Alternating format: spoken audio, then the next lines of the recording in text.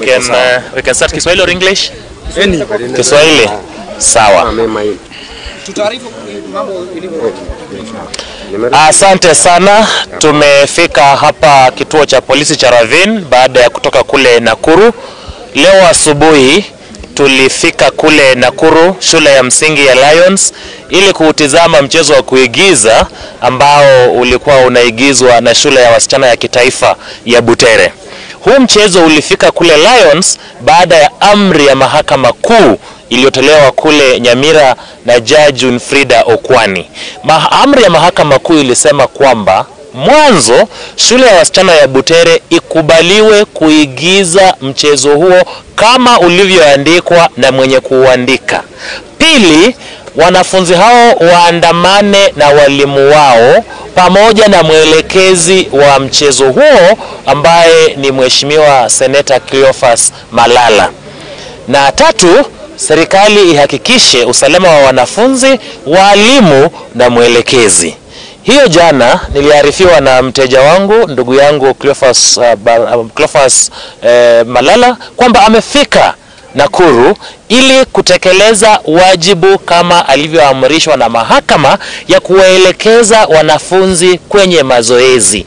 Lakini alipokuwa anaingia shule ya Kiboin walikokuwa wanafanyia mazoezi, zaidi ya maafisa 50 wa usalama walimzuia kuingia. Hata licha ya yeye kuwaonesha amri ya mahakama na licha ya mimi kama wakili kupea Inspector Generali Douglas Kanja uamuzi huo wa Jaji Okwani kwamba amruhusu Bwana Malala, awaruhusu walimu na awaruhusu wanafunzi. Mheshimiwa Malala alishikwa. Mheshimiwa Malala na mimi tulifika Nakuru Central Police Station huo usiku. Hatukuruhusiwa kama mawakili kumuona, licha yeye kuwa na haki ya kikatiba ya kuwasiliana na mawakili wake wakati wowote. Leo asubuhi tumeamkia kule kituo cha polisi cha Central Police Station, pia hawakuturuhusu.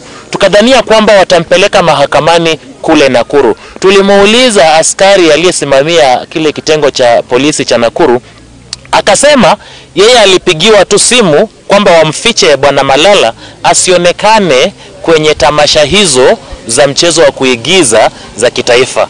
Tukamuuliza kama atapelekwa kotini. Akasema wamejaribu kutafuta kwa msingi wa sheria, hawapati kipengee cha sheria kinachosema kwamba yule anayeelekeza mchezo wa kukashifu serikali inapaswa apendekezwe mashtaka kwake.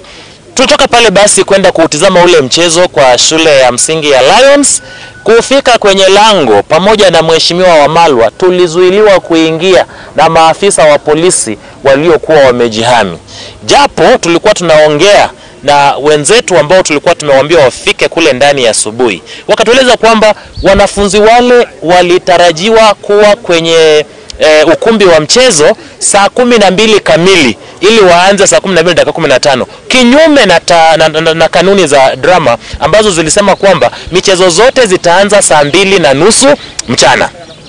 Saa 12 walifika hapo, wakaambiwa waende stage. Hawakuwa na vile vifaa ambavyo vinaandaliwa ili kuigiza mchezo. Hawakuwa na mapambo ambayo ni decors, hawakuwa na vipaza sauti ambazo ni sound systems, na hawakuwa na costumes. Na kwa hivyo pia ile room kulikuwa na giza na wakakataa hata kuwekewa mwanga ili waweze kujiandaa.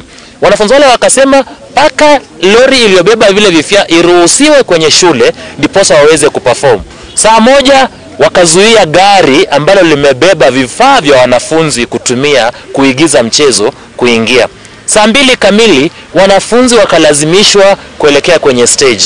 Na kama wazalendo dhabiti wa taifa hili, watoto wachanga wakafanya jambo ambalo limeshangaza conscience ya mankind. Walienda kule mbele, wakaimba wimbo wa taifa, wakasema Kenya ni nchi inayostahili heshima, uhuru wetu na ulindwe, na baadaye mmoja wao akahutubia waamuzi wa staha na kumweleza mbona wao kama wanafunzi hawawezi kuendelea na mchezo ule bila vifaa ambavyo vinapasa kutumika.